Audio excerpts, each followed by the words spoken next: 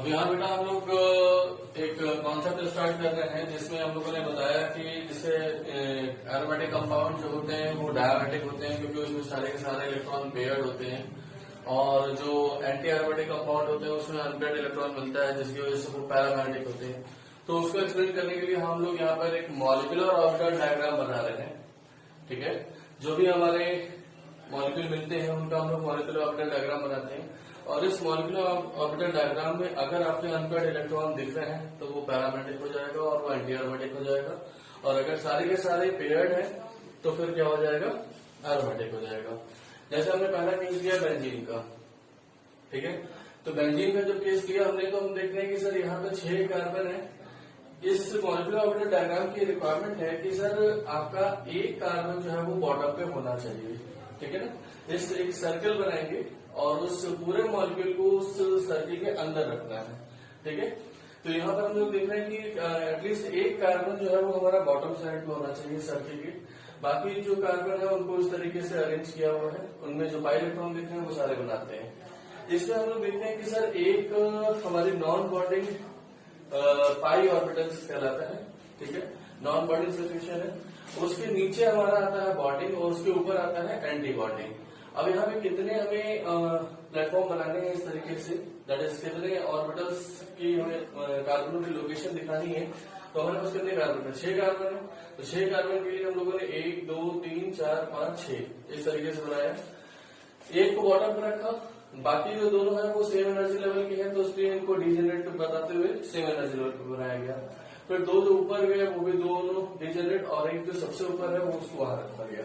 ठीक है, अब उसके बाद हम देख रहे हैं कितने पाई इलेक्ट्रॉन है इसमें, 2 2 4 2 6 पाई इलेक्ट्रॉन है। तो उनको जब भरा गया तो 2 यहाँ पे जाएगा, और डिजेनरेट में एक एक करके बढ़ते हैं तो 2 के बाद 3 4 5 6 भर दिया। अब 6 के 6 पाई इलेक्ट्रॉन जो वो पेयर्ड है, इसमें कोई भी अनपेयर्ड नहीं दिख रहा है, तो ये कंपाउंड क्या हो गया, एरोमेटिक हो गया। ये कंपाउंड क्या हो गया, एरोमेटिक हो गया। इसी तरीके से अगले कंपाउंड पे आते हैं। इसमें भी हमने कहा कि सर बॉटम पे एक कार्बन रखना जरूरी है, और रेस्ट 2 कार्बन ऊपर है। इनको जब सर्किल किया गया तो अब हम देख रहे हैं कि सर आपका ये नॉन बॉन्डिंग ऑर्बिटल जो है वो है, नीचे एक हमारा हो गया बॉन्डिंग, और ऊपर 2 कार्बनों के लिए हो गए डीजेनरेट एंटी बॉन्डिंग पाई ऑर्बिटल्स। अब हमारे पास कितने पाई इलेक्ट्रॉन है टोटल, 2 पाई इलेक्ट्रॉन है। तो 2 पाई इलेक्ट्रॉन को पहले हम यहाँ करेंगे, मतलब होल्स पॉली और अल्फा वाले जितने रूल है वो सब हम लोग अप्लाई होता है। तो यहाँ पर हमारा नीचे वाले पहले भरेंगे, तो 2 इलेक्ट्रॉन थे, 2 यहाँ भर दिए। तो अब कोई अनपेयर्ड दिख रहा है क्या, नहीं दिख रहा है। 2 पाई इलेक्ट्रॉन है, पेयर्ड है, तो ये भी क्या हो गया, एरोमेटिक हो गया। उसके बाद फिर हम कुछ और एग्जाम्पल ले रहे हैं, जैसे यहाँ पे आ गए। तो यहाँ पर हमारे पास प्रोपाइलियम जो था उसमें हमारे पास कितने कार्बन है, 7 कार्बन है। ठीक है, 7 कार्बन में से एक कार्बन को बॉर्डर पे रखा गया सर्कल की, और उसके बाद एक नॉन बॉन्डिंग लाइन खींची गई। उसके साथ साथ हमारे 2 हो गए, एक हो गया बॉन्डिंग पाई ऑर्बिटल, और ये हो गया एंटी बॉन्डिंग पाई ऑर्बिटल। ठीक है, तो अब हमारे पास एक कार्बन के लिए नीचे एक प्लेटफॉर्म, 2 कार्बनों के लिए यहाँ पे, फिर 2 कार्बन के लिए यहाँ पे, फिर 2 कार्बन जो ऊपर वाले हैं उसके यहाँ पे, ये भी डिजेनरेट, ये भी डिजेनरेट, ये भी डिजेनरेट, ये अकेला। अब टोटल पाई इलेक्ट्रॉन कितने हैं, 6 के लिए जो भरा गया तो 2 यहाँ भरे, 3 4 5 6 भर दिया। सारे के सारे पेयर डाले तो ये भी कंपाउंड क्या हो गया, एरोमेटिक हो गया। ठीक, अब उसके बाद हम देख रहे हैं कि सर यहाँ पर ये केस है जिसमें कि हमारे पास 5 कार्बन है, एक बॉटम पे रखा, बाकी 2 यहाँ 2 यहाँ।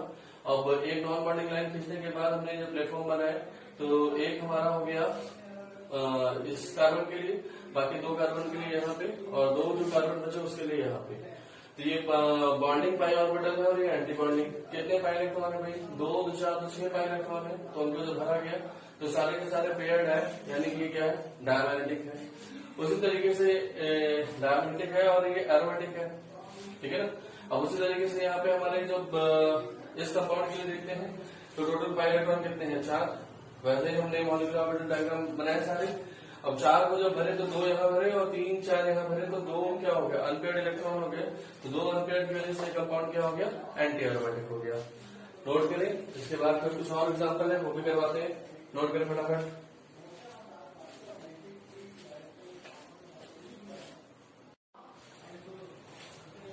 अब इसी क्रम में हम लोग अपना एक अगला कंपाउंड देखते हैं जिसको हमने नाम दिया है साइक्लोऑक्टाटेट्राईन का। तो वो कैसा होगा, हम लोग हालांकि एरोमेटिक सिस्टम में उसका निकाल चुके हैं। एरोमेटिक एंटी एरोमेटिक में हम लोग ये एग्जाम्पल कर चुके हैं कि ये आपका क्या होता है, एंटी एरोमेटिक होता है। तो हमने पहले तो एक सर्कुलर रिंग बना ली। अब इसमें हमें 8 कार्बन रखने हैं। 8 कार्बन को कुछ इस तरीके से रखना है सर कि हमारा जैसे 2 हो गए इधर, 2 हो गए इधर, 2 2 4 5 6 7 और 8। बॉटम पे एक कार्बन रखना है, ठीक है। इस बात का ध्यान रखते हुए अगर मैं इसको मिलाऊं सबको तो कुछ ऐसा बनेगा हमारा स्ट्रक्चर, ठीक है। इसको थोड़ा सा रखते हैं।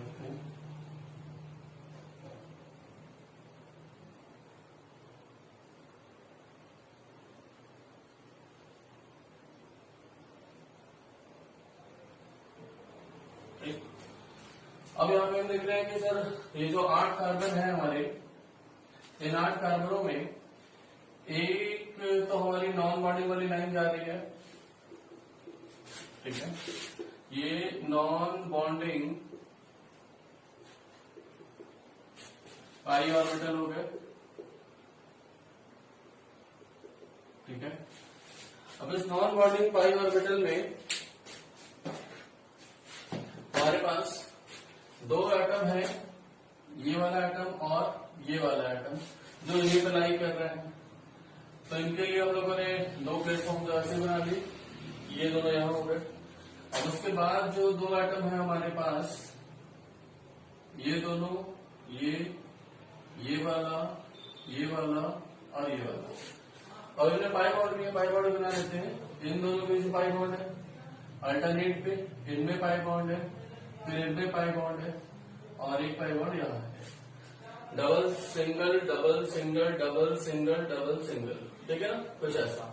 तो 2 एटम का तो हमने क्वेश्चन बना ली। अब 2 एटम हमारे पास है, उनके लिए डिजिनेट ऑर्बिटल बनाया। एक बॉटम पे है उसको बनाया, फिर 2 डिजिनेट ऑर्बिटल और उसके बाद फिर एक डिजिनेट ऑर्बिटल, ठीक है। अब यहाँ अगर हम देख रहे हैं कि सर हमारे पास 8 कार्बन है, तो और कितने पाई बॉन्ड है बेटा, 4 पाई बॉन्ड है। 4 पाई बॉन्ड है, यानी कि 8 पाई इलेक्ट्रॉन हो गए। 2 2 4 2 6 2 8 पाई इलेक्ट्रॉन है। अगर हम इनको भरते हैं यहाँ पे तो 2 यहाँ जाएंगे, 3 4 5 6 7 और 8। तो ये दोनों जो है ये क्या हो गए, बॉन्डिंग पाई ऑर्बिटल्स हो गए। और ऊपर वाला है एंटी बॉन्डिंग पाई ऑर्बिटल। जैसा कि हम लोगों ने सब में देखा, इसके पहले वाले वो सब मुझे लिखने की जरूरत नहीं है, ठीक है। बॉन्डिंग पाई ऑर्बिटल में 6 गए, नॉन बॉन्डिंग वाले में कितना जा रहा है, 2, और एंटी बॉन्डिंग वाला पूरा खाली पड़ा हुआ है। तो यहाँ पर देख रहे हैं कि सर जो साइक्लोऑक्टाटेट्राईन है, साइक्लोऑक्टाटेट्राईन, इसमें 2 हमारे अनपेयर्ड इलेक्ट्रॉन है, 2 अनपेयर्ड इलेक्ट्रॉन इन कहां पे, नॉन बॉन्डिंग पाई ऑर्बिटल में है, ठीक है। नॉन बॉन्डिंग पाई ऑर्बिटल में है। अब उसके बाद तो इस वजह से ये क्या हो जाएगा, अगर 2 अनपेयर्ड इलेक्ट्रॉन है तो पैरामैग्नेटिक या डायमैग्नेटिक, ये पैरामैग्नेटिक हो जाएगा, ठीक है। अब बताओ ये एरोमेटिक होगा कि नहीं होगा, क्योंकि अनपेयर्ड इलेक्ट्रॉन है तो ये एरोमेटिक नहीं है, ये क्या है, एंटी एरोमेटिक है। ये क्या है बेटा, एंटी एरोमेटिक है, ठीक। अब उसके बाद हम लोग देख रहे हैं कि सर यहां पर हमने मैंने देखा है कि बॉन्ड लाइन थोड़ी सी अलग अलग दिख रही है, वो एक्चुअल भी वैसी होती है। इसको हम लोग यहाँ पे 2 अलग अलग तरीके की अल्टरनेट में, it has 2 alternate bond length, जैसा कि मैंने पहले बताया कि आपका एंटी एरोमेटिक कंपाउंड जो है वो डीलोकलाइजेशन को रोकने के लिए क्या करेगा, अपने बॉन्डों की लेंथ को अलग अलग करेगा। तो यहाँ पर एक होती है 1.43 एंगस्ट्रॉम की और उसके बाद होता है 1.34 एंगस्ट्रॉम का। ठीक है, दो अलग अलग बॉन्ड लेंथ यहाँ देखने के लिए मिलती है। आज समझ में, नोट करें इसको।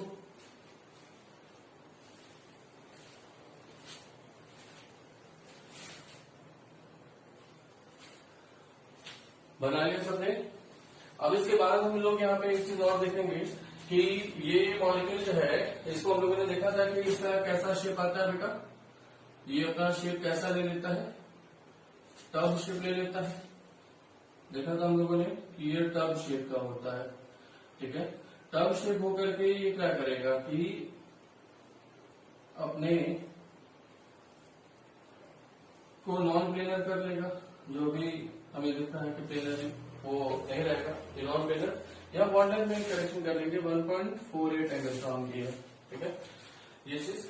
तो ये हमारा साइक्लोऑक्टेट टेट्राहेड्रल के बारे में जानकारी हो गई। इसके भी मॉलिक्यूलर ऑर्बिटल डायग्राम हम लोगों ने पता लगा लिया कि ये आपका एरोमेटिक है या फिर नॉन एरोमेटिक है।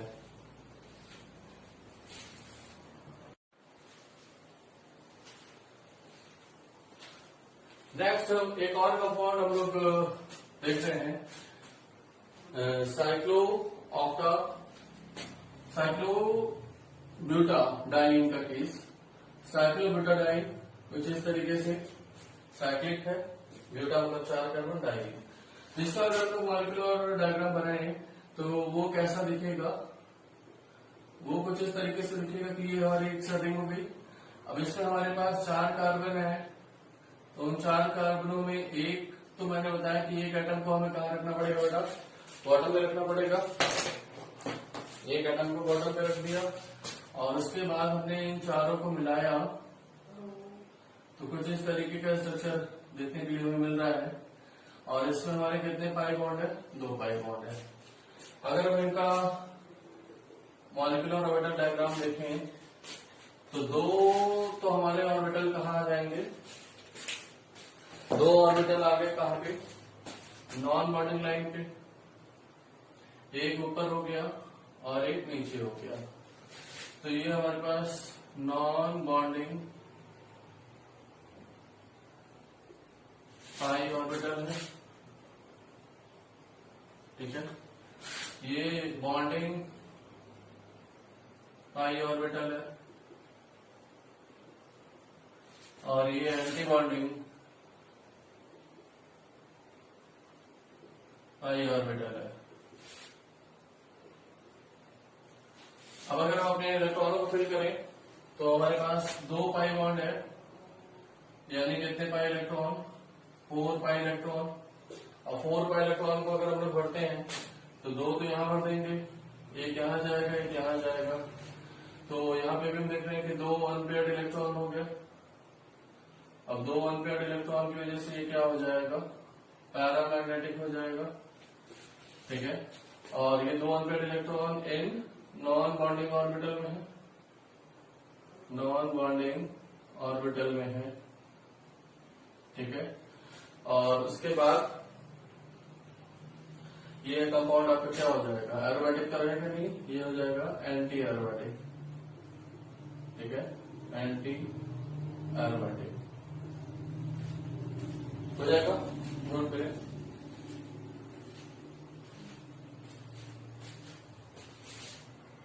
रखते हैं।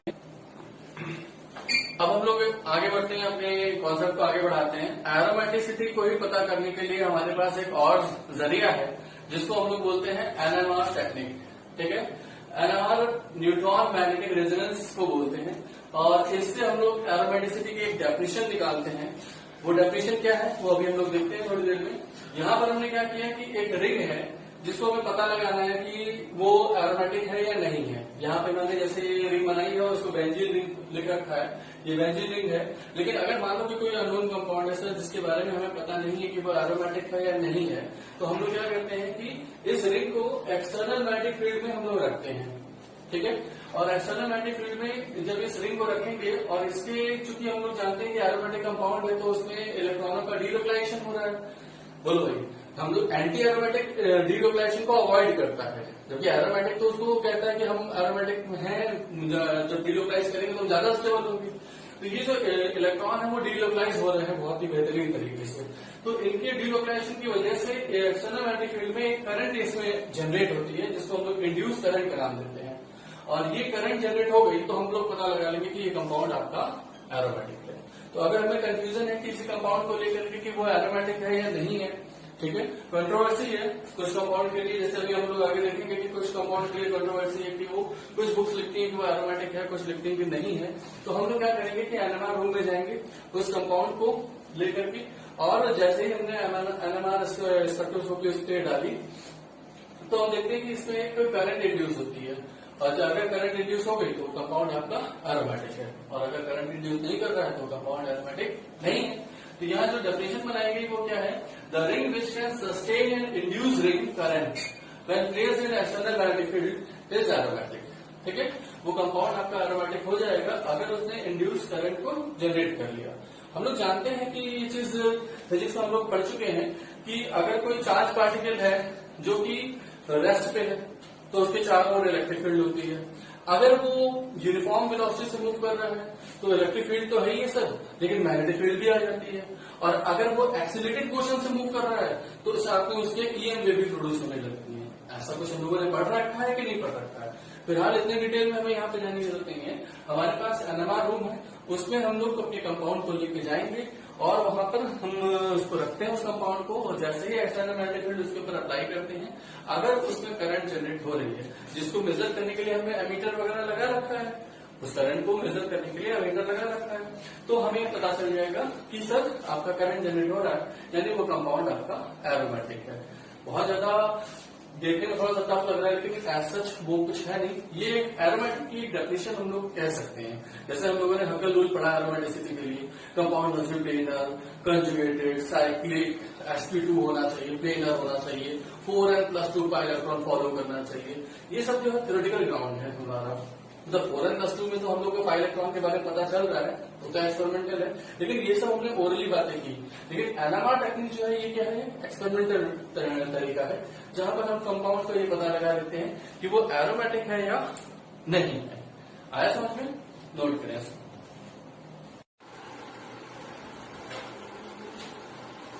चलिए आगे इसके करते हैं हम लोग। जहां पे जैसे नेक्स्ट हेडिंग है हमारी एरोमेटिक हो गया, अब नेक्स्ट हेडिंग है एंटी एरोमेटिक क्या होते हैं।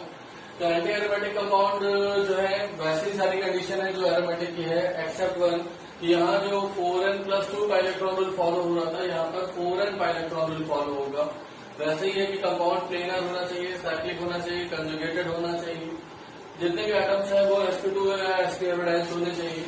और यहाँ n की वैल्यू सॉल्व करने पर 0 नहीं आएगी, n की वैल्यू सॉल्व करने पर 1 2 3 4 में से कुछ वैल्यू आती है।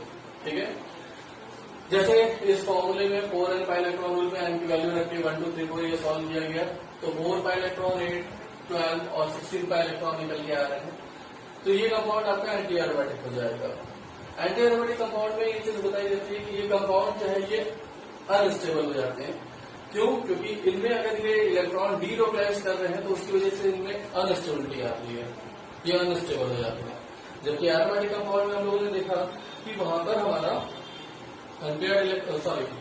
जो इलेक्ट्रॉन की डीलोकलाइजेशन की वजह से इनमें स्टेबिलिटी आ रही थी, यहाँ पर इनके डीलोकलाइजेशन की वजह से इलेक्ट्रॉन की इनमें अनस्टेबिलिटी आ जाती है। अब जैसे कुछ कंपाउंड यहाँ पे दिए गए हैं, इनको देखते हैं। तो यहाँ पे हमने देखा कि सर सारे कार्बन sp2 है, सारे प्लेनर है, सारे कंजुगेटेड है, पाई सिग्मा। कितने पाई इलेक्ट्रॉन है बेटा? 4 पाई इलेक्ट्रॉन है। ये कंपाउंड आपका क्या है? Anti aromatic. ठीक है, यहाँ pi sigma positive, pi sigma positive, पूरा मॉलिक्यूल कंजुगेटेड, प्लेनर, सब sp2। कितने पाई इलेक्ट्रॉन है? 2 और 2 4 पाई इलेक्ट्रॉन, 4 पाई इलेक्ट्रॉन यहाँ पे भी है। ये भी कंपाउंड क्या हो गया? एंटी एरोमेटिक हो गया। सर यहाँ पाई सिग्मा निगेटिव, पूरा मॉलिक्यूल कंजुगेटेड, प्लेनर, sp2, और कितने पाई इलेक्ट्रॉन? 2, और यहाँ निगेटिव चार्ज में 2 इलेक्ट्रॉन मिलता है, पॉजिटिव चार्ज में 2 इलेक्ट्रॉन नहीं मिलता है, निगेटिव चार्ज में 2 इलेक्ट्रॉन मिलता है। 2 और 2 कितने हो गए? 4 पाई इलेक्ट्रॉन हो गया। तो ये भी कंपाउंड क्या हो जाएगा? एरोमेटिक, एंटी एरोमेटिक हो जाएगा।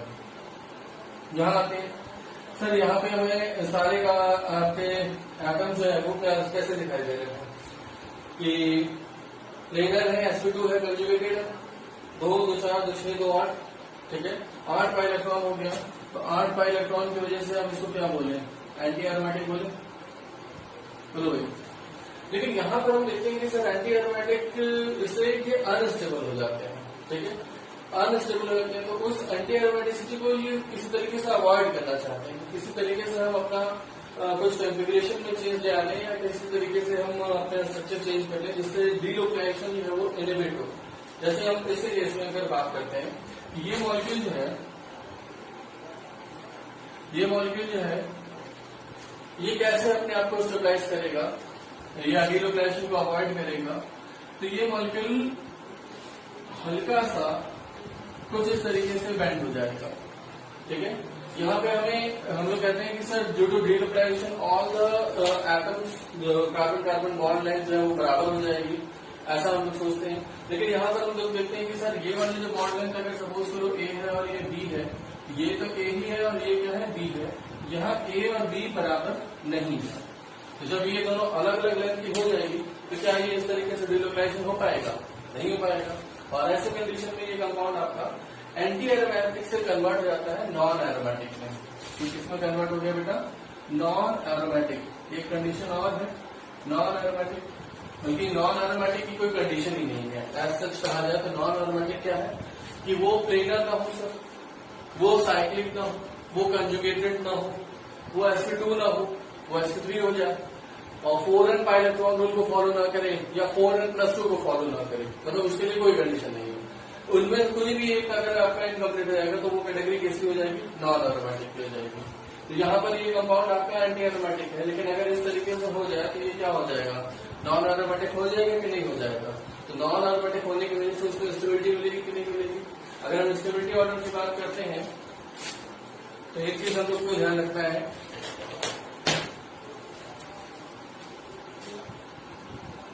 स्टेबिलिटी ऑर्डर स्टेबिलिटी ऑर्डर एक ध्यान रखना है। सबसे ज्यादा आपका स्टेबल होता है एरोमेटिक, उसके बाद होता है नॉन एरोमेटिक और उसके बाद होता है एंटी एरोमेटिक, ठीक है। ये क्या है, एरोमेटिक कंपाउंड, एरोमेटिक, ये है नॉन एरोमेटिक, नॉन एरोमेटिक और ये है एंटी एरोमेटिक, ठीक है, एंटी एरोमेटिक, ठीक है। ये चीज एंटी एरोमेटिक के लिए दो चीज और बताऊंगा मैं कि यहाँ पर ये अनपेयर्ड इलेक्ट्रॉन होते हैं, इनमें अनपेयर्ड इलेक्ट्रॉन्स आर प्रेजेंट और इस वजह से हम इनको पैरामैग्नेटिक भी बोलते हैं, पैरामैग्नेटिक, ठीक है। जबकि एरोमेटिक कंपाउंड को लिए अगर हम देखते हैं तो वो उसमें अनपेयर्ड इलेक्ट्रॉन एक भी नहीं होता, वो डायमैग्नेटिक होता है, ठीक है। तो एक पॉइंट अगर आप लोग अलग से लिख सकें तो लिख लें कि एक नोट बना के मैं लिख देता हूं कि आपका वहां लिखें या यहां लिख देते हैं। नोट क्या है ये कि एरोमेटिक कंपाउंड जो है, एरोमेटिक कंपाउंड के पास no unpaired electron, no unpaired electron, ठीक है। इनके पास कोई भी अनपेयर्ड इलेक्ट्रॉन नहीं है तो ये क्या हो जाएंगे, डायमैग्नेटिक नेचर के हो जाएंगे, ठीक है। ये डायमैग्नेटिक नेचर के हो जाएंगे और इनमें अनपेयर्ड इलेक्ट्रॉन होता है तो ये पैरामैग्नेटिक नेचर के हैं। अभी कैसा होता है ये भी बताते हैं, लेकिन फिलहाल अभी ये थोड़ी देर बाद आता है। यहाँ पे हम लोग इसको समझना है कि ये कंपाउंड जो है अपनी बॉन्ड लेंथ को अलग अलग कर सकता है जिसकी वजह से इसमें डीलोकेलाइजेशन ना हो पाए और ये कंपाउंड क्या हो जाए, एंटी एरोमेटिसिटी के हादसे से बाहर आ जाए, ठीक है। दूसरी पॉसिबिलिटी क्या है कि सर इसी तरीके का दो मॉलिक्यूल आपस में आमने सामने आ जाए और इसमें हो जाए होमोलिसिस। इसमें क्या हो जाए बेटा, होमोलिसिस। होमोलिसिस में उस बॉन्ड को ब्रेक कर देते हैं। अब इस बॉन्ड को अगर आधा आधा बांटो, इस बॉन्ड को आधा आधा बांटो तो क्या दिखेगा तुम्हें, सर कुछ ऐसा दिखेगा कि यहाँ पाई बॉन्ड है, यहाँ और इलेक्ट्रॉन, यहाँ और इलेक्ट्रॉन, प्लस अगला कंपाउंड सर यहाँ ऑड इलेक्ट्रॉन, यहाँ ऑड इलेक्ट्रॉन, और ये दोनों आपस में बॉन्ड बना लेते हैं। तो कैसा हो जाएगा फिर, ये हो जाएगा, ये हो जाएगा, ये हो जाएगा। तो इस कंपाउंड का फॉर्मेशन हो जाने के बाद ये क्या हो गया, एरोमेटिक है या एंटी एरोमेटिक है? नहीं, ये नॉन एरोमेटिक हो गया। तो ये अगर इस तरह से चेंज होता है तभी ये एंटी एरोमेटिक के केस से बाहर आ जाएगा। ये इस तरीके से जुड़ जाते हैं अगर दो मॉलिक्यूल, तो भी ये कंपाउंड क्या हो जाएगा, एंटी एरोमेटिक से बाहर आ जाएगा और ये बन जाएगा नॉन एरोमेटिक, क्योंकि ये ना तो कंजुगेटेड है पूरा, ना प्लेनर है। ठीक है, ये सारी चीजें इसमें आ जाएंगी। अगर हम जैसे इन कंपाउंड के लिए रिस्ट्रिक्शन है कि ये इसी में रहते हैं, लेकिन यहाँ पे अगर हम आते हैं साइक्लोऑक्टाटेट्राइन के लिए, तो ये कंपाउंड भी जो है एंटी एरोमेटिसिटी को खत्म करने के लिए ये क्या करेगा, ये मॉलिक्यूल भी जो है कुछ इस तरीके से ट्रांसफॉर्म हो जाता है।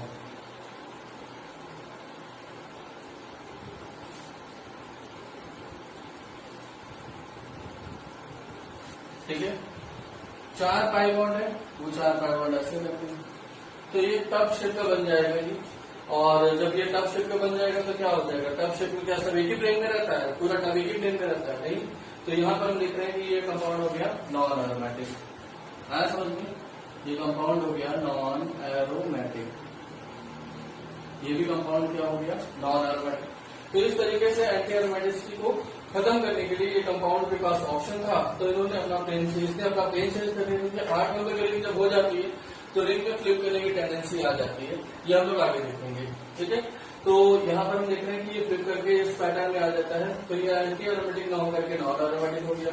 यहाँ पर सर इसके पास ऑप्शन था कि ये अपनी बॉन्ड अलग अलग कर दे, या दो मॉलिक्यूल आपस में जुड़े हैं जिसके ऊपर एंटी एरोमेटिसिटी से बाहर आ जाए। अब इसी क्रम में बेटा अगला हम लोग कंपाउंड दे रहे हैं जिसको हम लोगों ने एनलिन नाम दिया है, एन एनलिन। ठीक है, इसको क्या बोलते हैं, एन एनलिन। इनका जो जनरल फॉर्मूला हम लोग लिखते हैं वो जनरल फॉर्मूला क्या है, CnHn। ठीक है, जहां पर n की वैल्यू जो है वो हमारी number of carbon atom in the ring के बराबर है। ठीक है, अगर हम देख रहे हैं कि n की वैल्यू 6 रखते हैं तो C6H6 बन जाएगा। तो इसको तो हम लोग जानते हैं कि बेंजीन बोलते हैं, इसको हम लोग क्या बोलते हैं, बेंजीन। लेकिन इसको बेंजीन ना बोल करके हम लोग 6 एनलिन भी बोल सकते हैं। ठीक है, 6 एनलिन भी बोल सकते हैं। तो लेकिन हम लोग देखते हैं कि यहाँ पे जो हम लोग को डिस्कस करना है, इसकी जो इन जनरल वैल्यूज हम लोग लेके चलेंगे, एन की वैल्यू वो ग्रेटर देन इक्वल टू 10 लेके चलते हैं और उनके केसेस को डिस्कस करते हैं।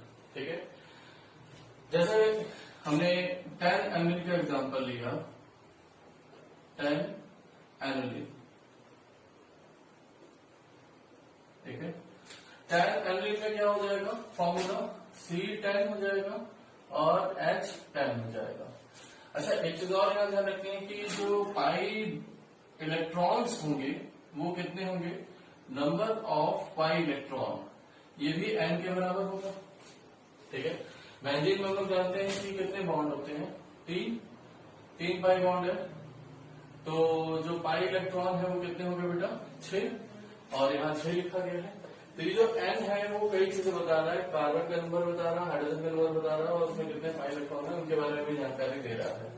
तो अगर हम लोग का एग्जाम्पल लेके चलते हैं हम लोग 10 एनलिन, तो उसका फॉर्मूला क्या लिखेंगे, C10H10।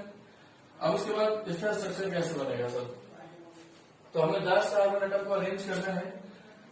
तो 10 कार्बन के एटम्स को हम लोगों ने अरेंज करने के लिए कुछ साइक्लिक स्ट्रक्चर बनाया, तो इस तरीके से दिखेगा, 1 2 3 4 5 6 7 8 9 9 ही होगा। अच्छा, बराबर बनाते हैं कुछ, ये कुछ ऐसे होगा। ठीक, तो कितने हो गए बेटा, 1 2 3 4 5 6 7 8 9 10 कार्बन हो गए। अब यहाँ जो पाई बॉन्ड की बात करें, पाई इलेक्ट्रॉन कितने हो जाएंगे बेटा, पाई इलेक्ट्रॉन हो जाएंगे सर 10, तो पाई बॉन्ड कितने हो जाएंगे, पाई बॉन्ड हो जाएंगे इसका हाफ, 5 पाई बॉन्ड होगा। तो हम लोग पाई बॉन्ड कैसे बना सकते हैं सर, यहाँ बना सकते हैं, यहाँ बना सकते हैं, अल्टरनेटिव बनाना, यहाँ बनाएंगे, यहाँ बनाएंगे और यहाँ बनाएंगे। तो देखो पूरा मॉलिक्यूल कंजुगेशन में है कि नहीं है। Double single double single double single double single double single double. ठीक, पूरा मॉलिक्यूल आपको प्लेनर दिख रहा है, कंजुगेशन दिख रहा है। ठीक है, साइक्लिक है, cyclic planar conjugation. Pi electron कितने हो गए? 10। तो 10 पाई इलेक्ट्रॉन पे अगर हम लोग देखें तो हम लोग ने एरोमेटिक के लिए क्या निकाला था? 2 के बाद 6 फिर 10। तो ये कंपाउंड आपका क्या निकल रहा है? एरोमेटिक निकल रहा है कि नहीं निकल रहा है? अगर हम कितनी नॉलेज से इसको चेक करें कि sir number of pi electron अगर हमारे पास 10 हो जाते हैं, नंबर ऑफ पाई इलेक्ट्रॉन जो है वो 10 हो जाए और उसके साथ साथ हम देख रहे हैं कि ये प्लेनर हो जाए, कंजुगेशन हो जाए, तो कंपाउंड एरोमेटिक हो जाता है। लेकिन हम देखते हैं कि कंपाउंड जो है ये नॉन एरोमेटिक है। ये कंपाउंड क्या है बेटा? नॉन एरोमेटिक है। ऐसा क्यों होता है? क्योंकि सर हमारे जो स्ट्रक्चर्स हैं इनमें ये वाले जो 2 हाइड्रोजन है ना, ये दोनों हाइड्रोजन जो है इनमें रिपल्शन होता है। ठीक है, तो इसमें क्या होता है? रिपल्शन होता है ड्यू टू रिपल्शन। ठीक है, repulsion between 2 hydrogen, it is non planar. ठीक है, ये जो ध्यान रखेंगे कि इसमें जो है इन दोनों हाइड्रोजनों में रिपल्शन की वजह से ये क्या हो जाता है? नॉन प्लेनर हो जाएगा। और नॉन प्लेनर हो जाएगा तो फिर हमारा एरोमेटिक रहेगा नहीं। आया समझे? इसी क्रम में अगला कंपाउंड हम लोग लेके चलते हैं। 10 एनिलीन के बाद नेक्स्ट हम लोग एग्जाम्पल ले रहे हैं 14 एनिलीन का। 14 एनिलीन्स का 14 एनिलीन का फॉर्मूला क्या लिखेंगे बेटा? C14H14। और नंबर ऑफ पाई इलेक्ट्रॉन की बात करें तो कितना हो जाएगा? 14। तो नंबर ऑफ पाई बॉन्ड की बात करें तो कितना हो जाएगा? 7। ये चीज हम लोग अपने ईज के लिए हम लोग लिख रहे हैं कि पाई बॉन्ड कितने होंगे? 7 होंगे। अब इसमें हमें 14 कार्बन को अरेंज करना है सर। 14 कार्बन को अरेंज करने के लिए हम लोगों ने क्या किया? कुछ इस तरीके का अरेंजमेंट किया। टेंजेंट एट स्ट्रक्चर ही हम लोग को सोचना है, लेकिन अपने कार्बनों को काउंट करते हैं, जरा को काउंट करते हैं। यहां से स्टार्ट करते हैं। 1 2 3 4 5 6 7 8 9 10 11 12 13 14 कार्बन हो गए। अब इनमें अल्टरनेट में हमें पाई बॉन्ड लगाने हैं। पाई बॉन्ड 7 लगेंगे। 1 pi sigma pi sigma pi sigma pi sigma pi sigma pi sigma pi. देखिए कितने आ गए? तो 1 2 3 4 5 6 7 पाई बॉन्ड हो गए, यानी मॉलिक्यूल अरेंज हो गए। अब हम देखते हैं कि सर ये कंपाउंड क्या होगा? 14 पाई इलेक्ट्रॉन अगर होगा तो ये एरोमेटिक होगा कि नहीं होगा? तो 14 पाई इलेक्ट्रॉन है सर, सारे कार्बन आपके sp2 है, प्लेनर है, क्लोज कंजुगेशन है। क्लोज कंजुगेशन, ब्रेन पूरी क्लोज है, ये जरूरी है। तो ये सारी चीजें आपको मिल रही है। 14 पाई इलेक्ट्रॉन मिल रहा है। ये कंपाउंड एरोमेटिक होगा कि नहीं होगा? तो यस, इट इज एरोमेटिक। ठीक है, ये कंपाउंड आपका एरोमेटिक है। ये बहुत सी फॉरेन एड की जो किताबें हैं उनमें ये चीज मेंशन्ड है। एक किताब है जिसमें कि इन यहाँ वाले जो हाइड्रोजन है इनके बारे में बताया गया है कि सर ये हाइड्रोजन जो है ये सब एक पास आ जाते हैं और इनमें रिपल्शन हो जाता है। तो इनके रिपल्शन की वजह से इसी तरीके से ये भी आपका नॉन प्लेनर हो जाएगा और एरोमेटिक नहीं रहेगा। लेकिन वो एफ कैले नाम की किताब है, उसमें ही केवल बताया गया है। बाकी जितनी किताबें हैं उनमें इसको एरोमेटिक ही बताया गया है। ठीक है, तो हम लोग इसको एरोमेटिक ही मान के चल रहे होंगे, ना कि नॉन एरोमेटिक। आज होंगे नोट करें इसको।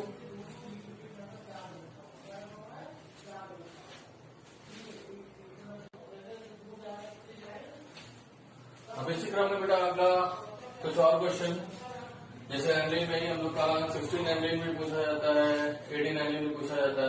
तो 16 एनिलीन में हम लोग का फॉर्मूला क्या बन जाएगा? C16H16, number of pi electron 16, pi bond इसका आधा 8। अब इन 16 कार्बनों को अरेंज किया गया यहाँ से काउंट करते हैं 1 2 3 4 5 6 7 8 9 10 11 12 13 14 15 16 16 कार्बन हो गया। पाई बॉन्ड 8 होने चाहिए। 1 2 3 4 5 6 7 8, ठीक। और सारे अल्टरनेट पे double single double single double single double single double single double single double single double single conjugation है, ठीक। तो कंजुगेशन है और उसके साथ साथ हम देख रहे हैं कि सारे के सारे आपके क्या है, sp2 है, प्लेनर है, कंजुगेटेड है। लेकिन हमारे 16 पाई इलेक्ट्रॉन किससे सॉल्व करेंगे? अगर 16 पाई इलेक्ट्रॉन बराबर 4n पाई इलेक्ट्रॉन, तो पाई इलेक्ट्रॉन से पाई इलेक्ट्रॉन कैंसिल होने पे n की वैल्यू कितनी आ रही है? 4 आ रही है। तो इस फॉर्मूले से n की वैल्यू 4 आने का मतलब क्या है? कंपाउंड एंटी एरोमेटिक, ठीक है। तो वो हम लोग का उसी रूल से निकल जाएगा और इसमें कोई एक्सेप्शनल केसेस नहीं है ये सब। अब उसके बाद 18 एनिलीन जो है इसमें C18H18 हो जाता है। पाई इलेक्ट्रॉन 18 हो जाएंगे, पाई बॉन्ड जो है वो 9 हो जाएंगे। अब इनमें 18 कार्बन को अरेंज किया गया कुछ इस तरीके से। ध्यान रखेंगे यहाँ पर वर्टिकल है और बाकी ऊपर नीचे कुछ इस तरीके से बेंजीन का एक स्ट्रक्चर बनाया गया है। और इसमें भी अल्टरनेट में हमारे पास 1 2 3 4 5 6 7 8 9 पाई बॉन्ड हो गए, यानी 18 पाई इलेक्ट्रॉन है। तो 4n+2 से 18 पाई इलेक्ट्रॉन से n की वैल्यू 1 आ रही है। 4/4n+2 pi electron rule. ये कंपाउंड आपका क्या है? एरोमेटिक है, ठीक है। तो वो एंटी एरोमेटिक, ये सब एरोमेटिक। इसमें देखिए कुछ बदलने वाला नहीं है कोई केस।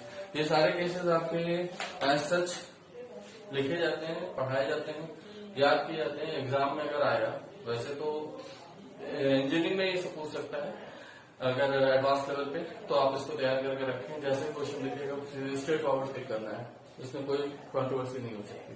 नोट करें।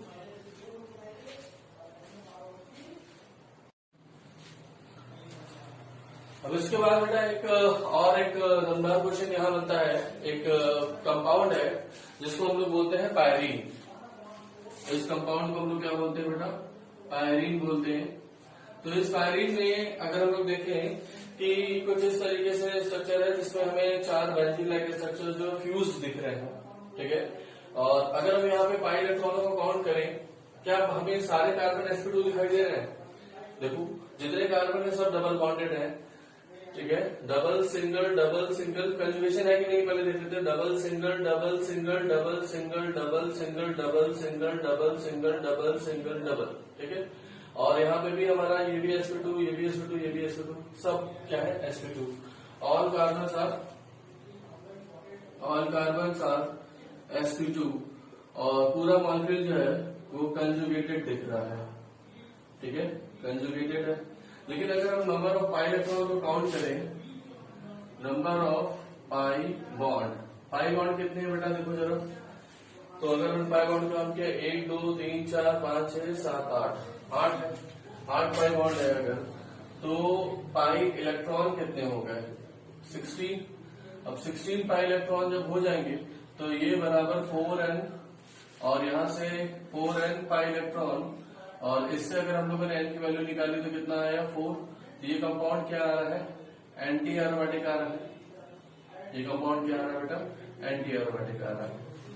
आया समझ में? लेकिन हम देखते हैं कि सर ये कंपाउंड जो है ये एंटी एरोमेटिक नहीं। प्रैक्टिकली जब इसको पाया गया, एलओआर वगैरह इसके ऊपर जब लगा के देखा गया, तो ये कंपाउंड आपका एरोमेटिक निकल रहा है, ठीक है ना? एरोमेटिक निकल रहा है। तो ये कैसे एरोमेटिक निकल रहा है, अब इस पर डिस्कशन करना है हम लोग को। ये कंपाउंड एरोमेटिक कैसे है? 16 पाई इलेक्ट्रॉन पे तो आपका एरोमेटिक होता नहीं है। जो एरोमेटिक के लिए हम लोगों ने देखा था 2 6 10 14 18, इनमें से कुछ आना चाहिए। तो ये 16 पे तो हमारा एरोमेटिक होता नहीं है। ये कंपाउंड एरोमेटिक कैसे है? तो इसका जब पता लगाया गया तो ये पाया गया कि सर ये जो हमारे पेरिफेरल वाले जितने भी पाई बॉन्ड है, इस पाई बॉन्ड को छोड़ करके बाकी जितने भी पाई बॉन्ड है ये सब आपके पैरेलल होते हैं। इस प्लेन के परपेंडिकुलर है सब, और सब एक दूसरे के क्या है? पैरेलल है।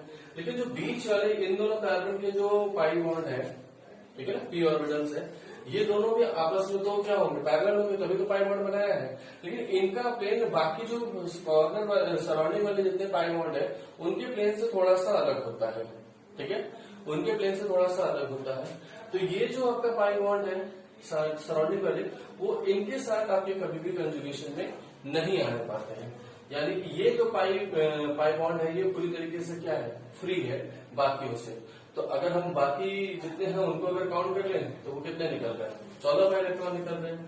तो उन 14 पाई इलेक्ट्रॉन की वजह से ये कंपाउंड जो है वो क्या हो जाता है, एरोमेटिक हो जाता है। आया समझ में?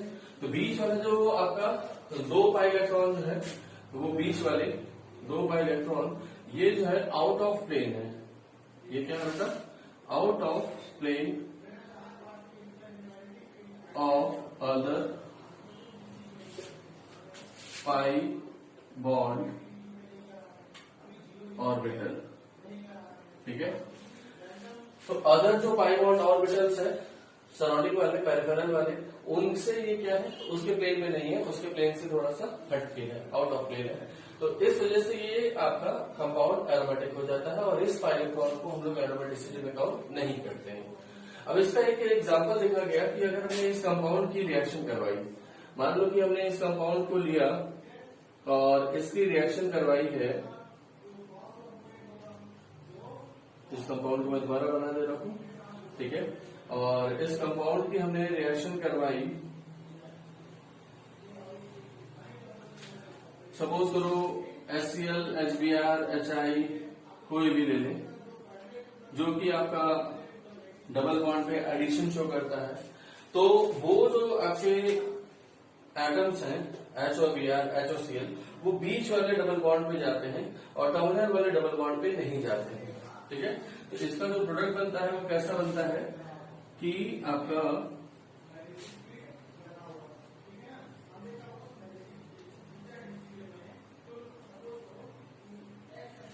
ठीक है, तो ये है, बाकी सब अपनी जगह पे है, बाकी सब अपनी जगह पे है। और ये वाला जो है सपोज करो इसमें HCl ले लिया हमने, तो H और Cl जो है ये कहाँ आ गए, ये बीच में आ गए। एक कार्बन पे H जुड़ जाएगा और दूसरे कार्बन पे कौन जुड़ गया बेटा, Cl जुड़ गया। तो H और Cl जो है वो बीच वाले डबल बॉन्ड पे जाके एडिशन शो किए। ठीक है, तो यहाँ पर हम कह सकते हैं कि ये कैसी रिएक्शन है, एडिशन रिएक्शन है। और हम जानते हैं कि सर आपका डबल बॉन्ड पे अगर एडिशन हो रहा है तो कंपाउंड आपका एरोमेटिक नहीं होगा। ऐसा हम लोगों ने पढ़ रखा है कि एरोमेटिक कंपाउंड जो है वो जनरली बेंजीन के ऊपर जब भी कोई आता है तो क्या शो करता है, सब्स्टिट्यूशन शो करता है, वहां जो H है उनको हटा करके वो ग्रुप होता है। ठीक है ना, तो लेकिन यहाँ पे हम देख रहे हैं कि ये कंपाउंड में तो एडिशन हो गया, तो वो क्यों हुआ, क्योंकि ये जो डबल बॉन्ड है ये इस एरोमेटिसिटी का पार्ट नहीं है। यानी इसका क्या कहने का मतलब है कि अभी जो हमारा रेस्ट कंपाउंड जो पेरिफेरल पाई बॉन्ड थे वो सब वैसे ही मेंटेन है, यानी ये कंपाउंड अभी भी क्या है, एरोमेटिक है। तो एरोमेटिसिटी इस कंपाउंड की लॉस नहीं हुई after the reaction and before reaction, क्योंकि इस पाई बॉन्ड का पहले भी कोई कंट्रीब्यूशन नहीं था, और अगर वो नहीं रहा और वहां पे हम HCl, HBr किसी को भी जोड़ दिए तो वो नहीं है, तो भी सर हमारा कंपाउंड जो है वो एरोमेटिक है। तो इस तरीके से एरोमेटिसिटी जो आती है उसको हम लोगों ने नाम दिया पेरिफेरल एरोमेटिसिटी, कि वो पेरिफेरल वाले जितने पाई बॉन्ड है उनकी वजह से एरोमेटिसिटी आ रही है, बीच वाला जो पाई बॉन्ड है उसकी वजह से एरोमेटिसिटी नहीं है। तो ये एक अच्छा क्वेश्चन बन सकता है, इसको हम लोग को तैयार करना होगा। ठीक है, नोट कीजिए इसको बेटा।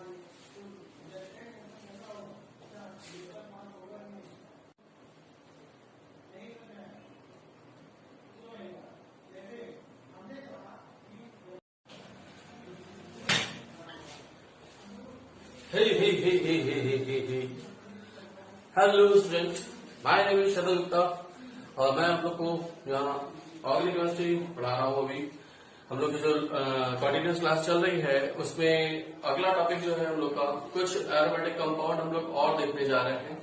जैसा कि हम लोगों ने लास्ट क्लास में लास्ट वीडियो में देखा हुआ है कि एरोमेटिक कंपाउंड क्या होते हैं, एंटी एरोमेटिक कंपाउंड क्या होते हैं, इनमें स्टेबिलिटी ऑर्डर क्या होता है, कैसे हम लोग उनमें अनपेयर्ड इलेक्ट्रॉन और पेयर्ड इलेक्ट्रॉन के बारे में सोचते हैं उनके मॉलिक्यूलर ऑर्बिटल डायग्राम से, और काफी ढेर सारे क्वेश्चन और एग्जाम्पल हम लोगों ने कर रखे हैं। अब हम लोग आज एक कुछ और कंपाउंड के बारे में पढ़ने जा रहे हैं। जैसे एक कंपाउंड है एजुलिन। एक कंपाउंड क्या है बेटा, एजुलिन। अब एजुलिन जो है ये क्या होता है, ये मैं बना रहा हूं। एक होती है हमारे पास 7 नंबर की रिंग, इसमें ध्यान रखना है कि एक कितनी होती है बेटा, 7 मेंबर की रिंग होती है, और इससे ही एक 5 मेंबर की रिंग फ्यूज होती है। तो 1 2 3 4 5 मेंबर की रिंग हो गई। 1 2 3 4 5 6 7 मेंबर की रिंग हो गई। अब यहाँ पे हम देखते हैं कि सर कुछ बॉन्डिंग इस तरीके से होती है यहाँ पे, ठीक है।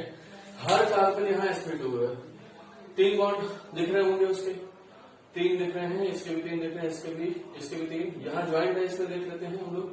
तो यहाँ पर हम लोग का क्या है, अब ये को एक H है, यहाँ पर एक H है, यहाँ पर क्या है भाई 1 2 3 sp2 हो गया। पाई बॉन्ड को नहीं काउंट करना हम लोग को, तो यहाँ पे भी 1 2 3 हो गया sp2, ये भी sp2, ये भी sp2, ये भी sp2, सारे कार्बन क्या है sp2 है। तो हम लोग यहाँ लिखेंगे ऑल कार्बन आर sp2, ठीक है। अब sp2 है, लेकिन हम देखते हैं कि ये कंपाउंड जो है वो पूरा कंपाउंड एरोमेटिक है। कैसे सर, यहाँ कंडीशन ऑफ कंजुगेशन सेटिस्फाइड हो रहा है कि नहीं हो रहा है, ये चीज देखना है हम लोग को। तो हम लोग जानते हैं कि पैरेलल p ऑर्बिटल होना चाहिए रेजोनेंस के लिए, तो उसके लिए सारे sp2 होने जरूरी है। तो ये कार्बन sp2 है, ये कार्बन भी sp2 है बेटा, 1 2 3, तो इसका भी एक p ऑर्बिटल ऊपर निकला हुआ है जो इनके बीच में है। और यहाँ पर हम देख रहे हैं कि ये कार्बन भी sp2 है, और ये कार्बन भी क्या है 1 2 3 बॉन्ड बनाया हुआ है sp2, तो इसका भी एक वर्टिकल p बॉन्ड है, इनके बीच में पाई बॉन्ड है। तो ये दोनों भी आपस में क्या कर सकते हैं, पाई बॉन्ड बना सकते हैं। तो वैसे ही कुछ हम लोगों ने किया यहाँ पे कि इस बॉन्ड को अगर हमने यहाँ शिफ्ट किया इस रिंग में, तो उसकी वजह से क्या होगा कि ये वाला जो पाई बॉन्ड है ये चला जाएगा इस कार्बन पे। तो इसका रिजल्ट क्या होगा, यहाँ पे हम लोग देख रहे हैं कि कैसे इसके स्ट्रक्चर्स में चेंज आ रहा है। तो ये पाई बॉन्ड यहाँ पे है, और उसके बाद ये वाली रिंग जो है ये कुछ इस तरीके से है, जिसमें ये पाई बॉन्ड यहाँ पे है। इस पाई बॉन्ड को हमने यहाँ किया, और ये वाला पाई बॉन्ड यहाँ आ गया नेगेटिव चार्ज के फॉर्म में। इस पाई बॉन्ड को जब उठा के यहाँ शिफ्ट किया तो इसका लॉस हुआ, तो इसके ऊपर क्या आ जाएगा बेटा, पॉजिटिव चार्ज आ जाएगा, ठीक। अब आप देखो जरा कि यहाँ पर कितने, इस रिंग में कितने पाई इलेक्ट्रॉन हो गए, 2 2 4 2 6, पूरा मॉलिक्यूल कंजुगेटेड है कि नहीं, ये चीज देखना है।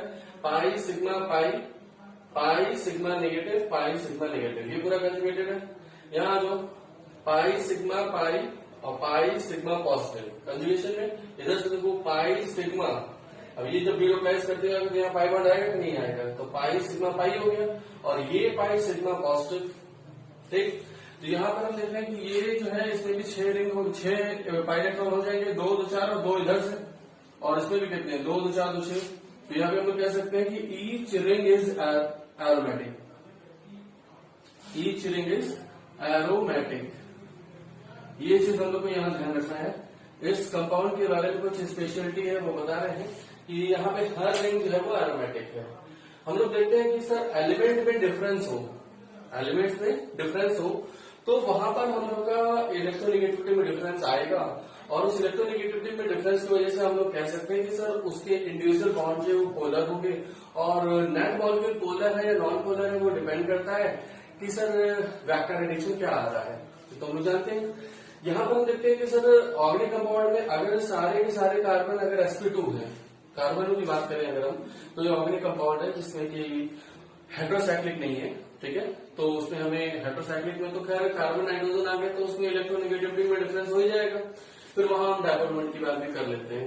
हालांकि नेट डायपोलमेंट होगा कि नहीं होगा वो बात की बात है, लेकिन यहाँ पर हम देखते हैं कि सर सारे एलिमेंट अगर कार्बन ही है और सारे कार्बन sp2 है, तो यहाँ डायपोलमेंट होगा कि नहीं होगा, नहीं होना चाहिए, ठीक है।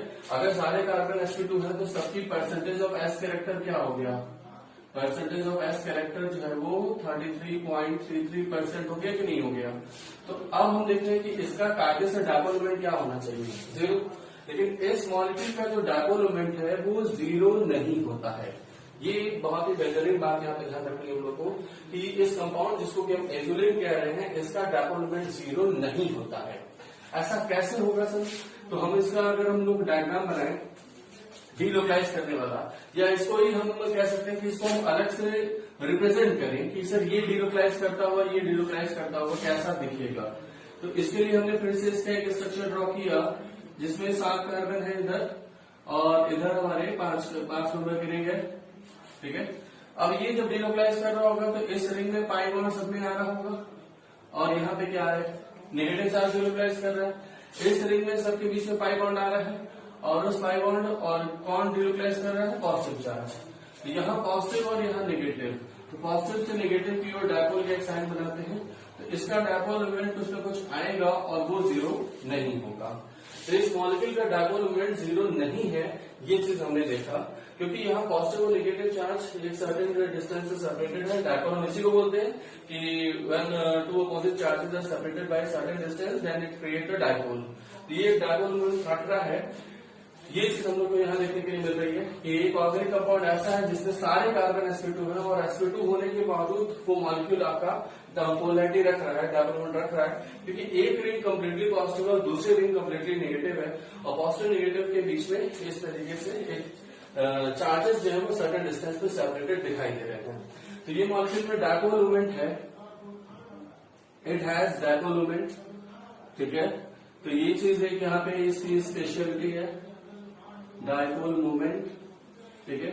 उसके बाद हम देखते हैं कि सर एक और बात क्या है कि ये सॉलिड स्टेट में होता है, ठीक है, सॉलिड है, व्हाइट वैक्सी सॉलिड, सॉरी ये ब्लू कलर का होता है, ब्लू वैक्सी सॉलिड है, ठीक है। अब ये सॉलिड है, बाकी जो एरोमेटिक कंपाउंड है वो लिक्विड स्टेट में होते हैं। ये सॉलिड स्टेट में क्यों होता है? क्योंकि सर पॉजिटिव और नेगेटिव के बीच में जो इंट्रैक्शन है वो काफी ज्यादा होता है। तो सॉलिड क्यों है? Due to high interaction between positive and negative, between positive and negative charges, ठीक है। ये जो पॉजिटिव नेगेटिव चार्जेस है इनके बीच में ज्यादा इंट्रैक्शन है, जिसकी वजह से ये क्या हो जाता है? सॉलिड हो जाता है। अब ये ब्लू कलर का क्यों है? बाकी तो हमारे कलरलेस होते हैं, ये ब्लू कलर का क्यों है? तो इसके लिए हम लोग बोलते हैं ड्यू टू ब्लू कलर क्यों है? तो ड्यू टू चार्ज ट्रांसफर, ठीक है। चार्ज ट्रांसफर हो रहा है यहाँ पे, जो यहाँ चार्ज डिलोकलाइज कर रहा है, यहाँ चार्ज डिलोकलाइज कर रहा है, वो एक कंसिडरेबल डिस्टेंस पे डिलोकलाइज कर रहा है और उस कंसिडरेबल डिस्टेंस पे डिलोकलाइज करने की वजह से ये मॉलिक्यूल कलर शो करने लगता है। तो यहाँ पर हम लोग को बहुत सी अच्छी बातें पता चली इस कंपाउंड के बारे में कि पहली बात तो हमें ये ध्यान रखना है कि सर 7 नंबर की रिंग है, 7 कार्बन प्लस 5 कार्बन, ये इनसे मिलकर बना हुआ है। हर कार्बन sp2 है, ऑल कार्बन आर sp2, सबकी परसेंटेज बस कैरेक्टर सेम है सर। ये कंपाउंड आपका एरोमेटिक है, बोथ रिंग्स आर एरोमेटिक है, ठीक है, बोथ रिंग्स आर एरोमेटिक। और यहाँ पर पॉजिटिव और नेगेटिव चार्ज एक सर्टेन डिस्टेंस पे सेपरेटेड है, जिसकी वजह से इस मॉलिक्यूल में डायपोल मोमेंट होता है, इट हैज डायपोल मोमेंट। और इस पॉजिटिव नेगेटिव चार्ज में इंट्रैक्शन काफी ज्यादा होता है, जिसकी वजह से ये सॉलिड स्टेट में होता है। और ये जो चार्जेस है वो एक सर्टेन डिस्टेंस पे ट्रेवल कर रहे हैं, जिसकी वजह से चार्ज ट्रांसफर की वजह से ये कंपाउंड कलर शो करता है, ये ब्लू कलर का होता है। तो इतनी बातें हम लोग को इसमें जानना जरूरी है, नोट करें इसको।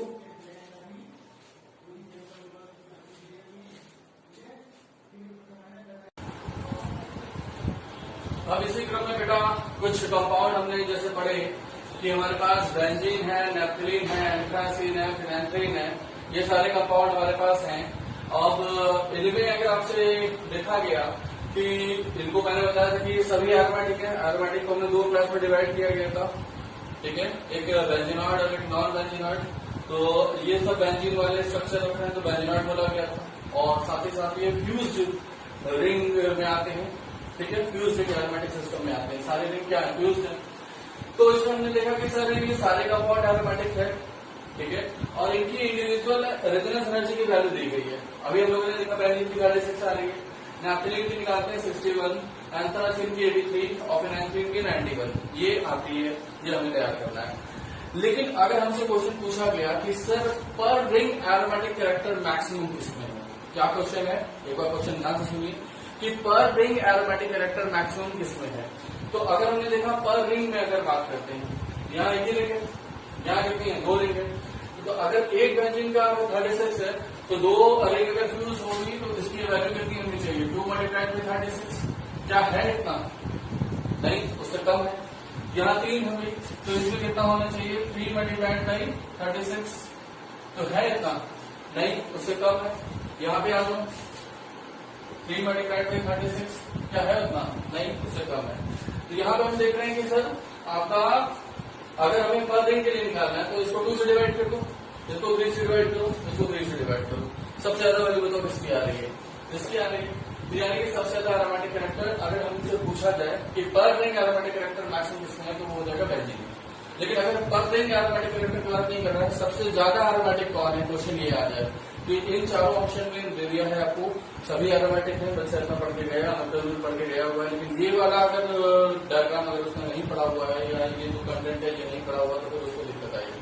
ठीक है, तो यहाँ पे हमने देखा कि सर पर रिंग वाली बात नहीं कर रहे, एरोमेटिक कैरेक्टर मैक्सिमम किसमें अगर ये पूछा जाए तो सर जितना ज्यादा रेजोनेंस एनर्जी लॉस होगी उतनी ज्यादा स्टेबिलिटी, और उतनी ज्यादा स्टेबिलिटी तो उतनी ज्यादा एरोमेटिक। ठीक है, तो मोस्ट एरोमेटिक जो है वो कौन सा हो जाएगा, मोस्ट एरोमेटिक ये हमारा फिनाइलिन हो जाएगा, क्योंकि इसमें रेजोनेंस एनर्जी सबसे ज्यादा लॉस हुई है। तो अपना नारा क्या है, मंत्र क्या है कि जिसकी रेजोनेंस एनर्जी ज्यादा उसकी स्टेबिलिटी ज्यादा, जिसकी रेजोनेंस एनर्जी ज्यादा उसकी स्टेबिलिटी ज्यादा, तो वो मोस्ट एरोमेटिक हो जाएगा।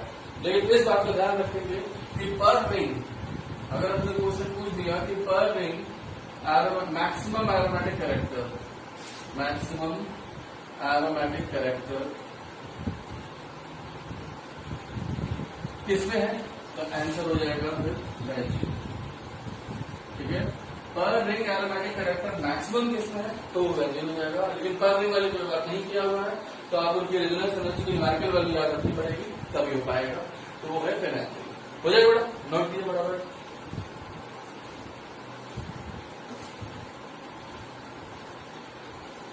अब इसके बाद हम लोग अपना एक अगला टॉपिक पढ़ते हैं जो कि बहुत ही दमदार क्वेश्चन बनता है यहाँ पे कि अगर हमारे पास जैसे नैफ्थलीन या बेंजीन नैफ्थलीन देखा, उसके बाद एंथ्रासीन और फिनाइलिन देखा, तो एंथ्रासीन और फिनाइलिन में क्या होता है अगर कोई इलेक्ट्रोफाइल आए जुड़ने के लिए तो उसको कहाँ जोड़ा जाए जो कि सबसे बेटर पोजीशन हो। जैसे इसमें अगर आपसे इलेक्ट्रोफिलिक एरोमेटिक सब्स्टिट्यूशन पूछ दे तो हम कैसे करेंगे सर, वो बताने जा रहा हूं मैं। तो अगर हम इसमें जस्टिफाई करें कि सर कौन कौन सी अलग अलग पोजीशन, जैसे हम जानते हैं कि बेंजीन में 2 ऑर्थो होते हैं, 2 मेटा हो गया, एक कोई ग्रुप लगा हुआ है तो उसके करस्पॉन्डिंग 2 ऑर्थो होता है, यहाँ जोड़ो तो यहाँ जोड़ो बात एक ही है सर, 2 मेटा है यहाँ जोड़ो बात एक ही है, और एक पैरा है सर वो तो एक ही है, वही जोड़ना है। ठीक है, इस तरीके से यहाँ पर आइडेंटिकल पोर्शन कौन कौन सी है। तो अगर हमने देखा कि किसी ग्रुप को हम यहाँ जोड़े या यहाँ जोड़े बात एक ही होगी कि नहीं होगी, क्योंकि सिमेट्री आ रही सर। उसी तरीके से यहाँ जोड़ो चाहे यहाँ जोड़ो बात सेम है, आया समझ में। फिर इसके बाद अगर हम देखते हैं, इसको मैं अलग अलग बना दे रहा हूं जिससे आप लोग को कॉन्सेप्ट समझने में दिक्कत ना आए कि अगर हमने ग्रुप को यहां जोड़ा या यहां जोड़ा नाम सेम आएगा, सिमेट्रिकल है। उसी तरीके से कह सकते हो कि सर यहां जोड़ो चाहे यहां जोड़ो नाम सेम आएगा। ठीक, तो ये क्वेश्चन अलग अलग है या सेम है, अलग अलग है। एक बार और आ जाते हैं, एक बार हम लोग और इसको देखते हैं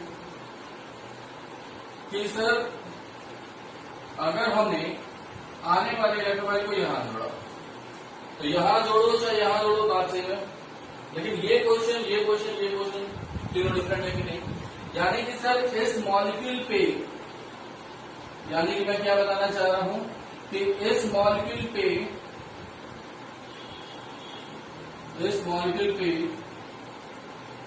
अगर कोई इलेक्ट्रोफाइल आता है अटैक करने के लिए तो उसके पास डिफरेंट पोजीशन कौन सी मिल रही है, वो केवल ये 3 पोजीशन मिल रही है। आप उसको यहां जोड़ सकते हैं, यहां जोड़ सकते हैं या यहां जोड़ सकते हैं। ठीक, अब उसके बाद हम लोग देख रहे हैं, मतलब हमें अब जिस बच्चों को ये चीज नहीं पता होगी वो कहते हैं कहाँ जोड़े, कितनी ढेर सारी पोजीशन है, ठीक है ना, कितने प्रोडक्ट बन जाएंगे। ठीक, तो एक्चुअली वो 3 जगह ही जोड़ सकता है, बस ये चीज हमें समझ में आ रही है। अब कहाँ जोड़ना है सर, ये चीज देखते हैं। अब सपोज करो कि सर हमारे पास एंथ्रासीन वाला ही स्ट्रक्चर लेके चल रहा हूं मैं पहले।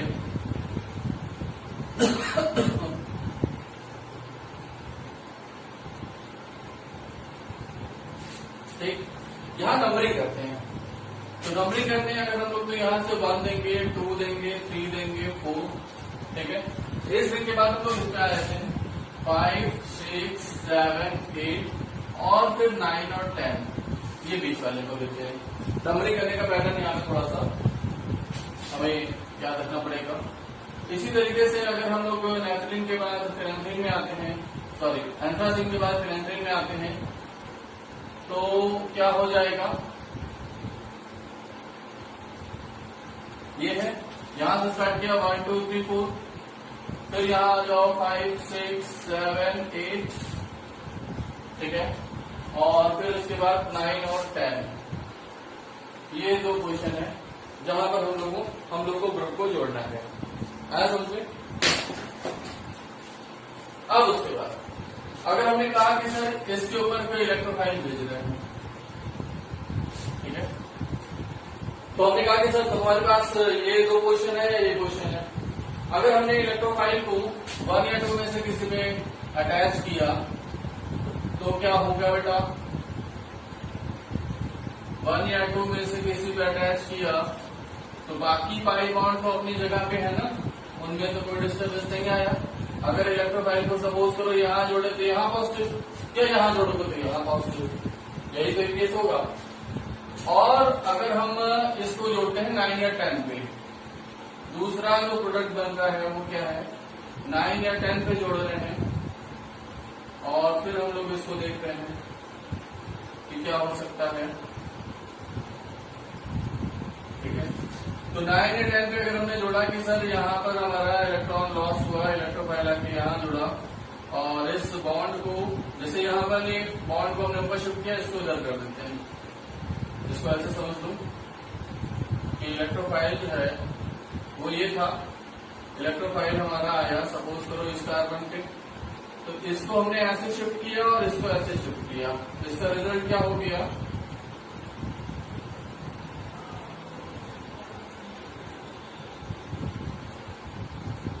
ये 3 पाई बॉन्ड ऐसे हो गए, ये पाई बॉन्ड इधर चला गया, ये दोनों अपनी जगह पे पॉजिटिव चार्ज यहाँ आ गया, इलेक्ट्रोफाइल यहाँ जुड़ गया। तो जैसा बना सकते कि नहीं बना सकते। अब देखो इस कंपाउंड और इस कंपाउंड को ऑब्जर्व करो कि ज्यादा स्टेबिलिटी कहाँ पे है। अगर ये बेंजीन का अभी एरोमेटिसिटी लॉस हुई कि नहीं हुई, इस बेंजीन की एरोमेटिसिटी लॉस है क्योंकि कार्बन sp3 है। ये इतना पोर्शन क्या है, नैफ्थलीन लाइक स्ट्रक्चर, और नैफ्थलीन के लिए अभी हम लोगों ने देखा कि रेजोनेंस एनर्जी कितना बताया बेटा, 61। 2 बेंजीन जब फ्यूज रहेंगे तो रेजोनेंस एनर्जी कितनी आती है, 61। यहाँ पर ये वाली जो बेंजीन रिंग है और ये वाली बेंजीन रिंग अलग अलग है कि नहीं है, तो इसकी रेजोनेंस एनर्जी कितनी आएगी 36, और इसकी रेजोनेंस एनर्जी कितनी आएगी 36। तो 36 कितना हो गया टोटल, 36 मल्टीप्लाइड बाई 2, तो 72। बताओ 61 रखना ज्यादा, 61 निकालना ज्यादा स्टेबल देगा या 72 निकालना ज्यादा स्टेबल देगा, 72 निकालना ज्यादा स्टेबल देगा। तो सर इनमें अगर हम आपसे पूछते हैं कि सर ये 2 प्रोडक्ट बन रहे हैं तो मेजर प्रोडक्ट कौन सा होगा, तो ये वाला होगा, ठीक है। बनेगा ये भी थोड़ा सा बनने के चांसेस है, उसके मना नहीं कर रहे, लेकिन हमारा जो मेजर है परसेंटेज है वो इसकी होगी क्योंकि सर यहाँ ज्यादा स्टेबिलिटी आ रही है, इसकी स्टेबिलिटी कम है। जब भी एंथ्रासीन या फिनेंथ्रीन में भी आओ 9 पे अटैक कराओ, 10 से पॉजिटिव, 10 पे अटैक कराओ 9 पे पॉजिटिव, ठीक है। लेकिन ये दोनों रिंग अगर बची हुई है तो ये दोनों रिंग आपके इंडिविजुअल एरोमेटिक, तो उसी तरीके से 72 हो जाएगा कि नहीं हो जाएगा, ज्यादा एनर्जी। और अगर यहाँ पे 1, 2 पे अटैक कराए या उधर 7, 6 पे अटैक कराओ या कहीं भी कराओ, तो उसमें क्या होगा कि तो फिर 2 ही रिंग फ्यूज मिलेगी, तो वहां पे 61। तो इन केसेस में हमने देखा कि सर ज्यादा स्टेबिलिटी कहाँ मिल रही है आपका, जब बीच वाले रिंग पे अटैक हो रहा है, तो आइसोलेट करके जितनी रिंग हम बचा सकते हैं उतनी ज्यादा स्टेबिलिटी आएगी। और अगर हमने बीच वाले रिंग पे अटैक नहीं कराया, टर्मिनल वाले रिंग पे अटैक कराया, तो वो हमें जो कंट्रीब्यूशन दे रहा है रेजोनेंस एनर्जी में वो कम दे रहा है। समझ में आ रही है मेरी बातें, इस बात को हमें ध्यान रखना है। जल्दी से नोट कीजिए, इस पे एक और क्वेश्चन कराते हैं जबरदस्त।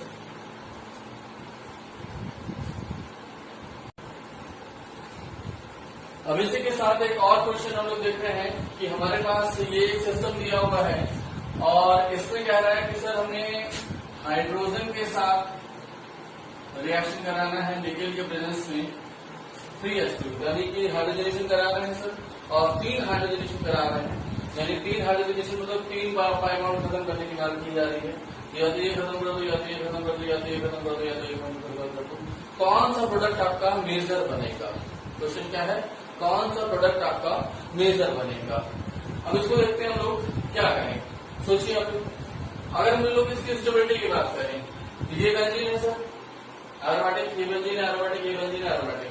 लेकिन ये देखो क्या है, ये वाले देखो पाई सिग्मा एंटी एरोमेटिक। उसी तरीके से pi sigma anti aromatic, pi sigma anti aromatic.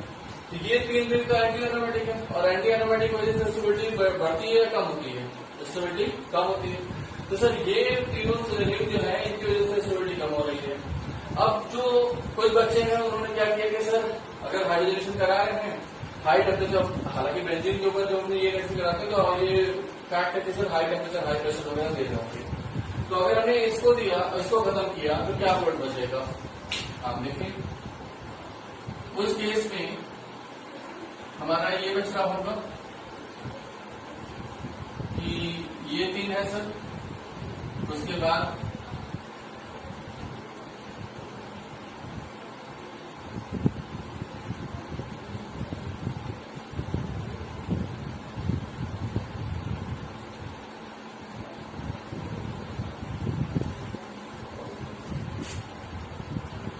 गलत बना दिया।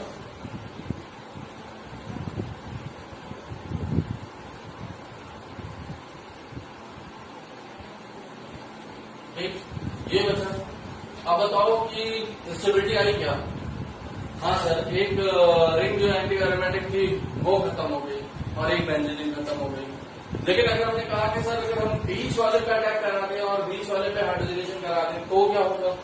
तो दूसरा प्रोडक्ट जो बन रहा होगा वो क्या होगा बेटा कि बीच वाली जो रिंग थी वो सैचुरेट हो गई और उसके साथ जो बाकी के रिंग लगी हैं वो क्या है, यहाँ अनसैचुरेशन है तीनों में, यहाँ अनसैचुरेशन है तीनों में, यहाँ अनसैचुरेशन है तीनों में।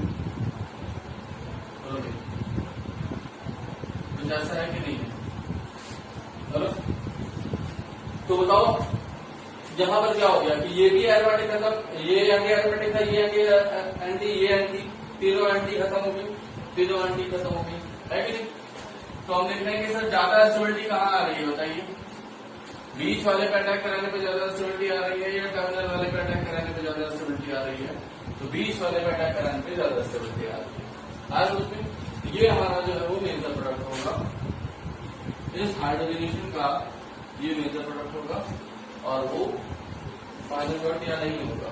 आज ठीक है, हम देखते हैं कि सर ये पाई बॉन्ड जो बाइलेक्ट्रॉन क्लाउड है ये ऊपर निकला हुआ है, ये बाइलेक्ट्रॉन क्लाउड ऊपर निकला हुआ है, ये बाइलेक्ट्रॉन क्लाउड ऊपर निकला हुआ है, ये बाइलेक्ट्रॉन क्लाउड ऊपर निकला है। अब उसको हाइड्रोजन को जाकर जोड़ना है तो वो कहीं भी जाकर जोड़ सकता है, ठीक है ना? तो यहाँ वाले में जोड़ेगा तो ज्यादा बेटर है क्योंकि सर बीच वाले तीनों एंटी एरोमेटिक खत्म हो गए। आज मजा आ रहा है, नोट कीजिए।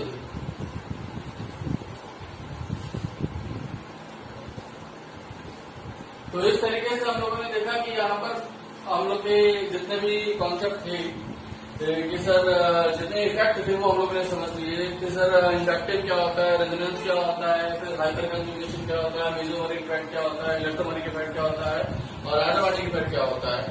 इन सारी चीजों की जानकारी रखने के बाद ठीक है, अब हम लोग का जो नेक्स्ट हेडिंग है वो टाइप ऑफ इंटरमीडिएट्स है, ठीक है, जिसमें कार्बोकेटायन, कार्बोनाइन, फ्री रेडिकल, कार्बाइन, इन चारों के बारे में मैंने पढ़ाने के लिए बोला है, वो हम लोग डिस्कस करेंगे। और फिर उसके बाद फिर हम लोग अपने एसिड और बेस कॉन्सेप्ट को डिस्कस करेंगे अगले आने वाले वीडियो में, ठीक है। एसिड बेस कॉन्सेप्ट कैसे डिस्कस कैसे निकालते हैं, क्या अप्लाई करते हैं, कैसे क्वेश्चन है, ये सारी चीजें, ठीक है। तो होप सो आप लोग एंजॉय कर रहे हो और आगे आने वाली जितने भी वीडियोज हैं सबको देखो अच्छे से, नोट्स बनाओ, तैयार करो, जरूरी है, ठीक है। तब आपको ये सारी चीजों की जानकारी होगी, फिर आप अपने एग्जाम में बहुत अच्छा कर पाएंगे, ठीक है बेटा। खूब मन लगा के पढ़िए और अच्छे से तैयारी कीजिए, ठीक है। मुझसे जो बन पा रहा है, जैसे बन पा रहा है, जो डाउट हो वो आप पूछ सकते हैं, ठीक है। नंबर आप सबके पास है मेरा, तो इस बात को आप ध्यान रखें, अच्छे से तैयारी कीजिए, ठीक है। मिलते हैं नेक्स्ट क्लास में। नमस्कार।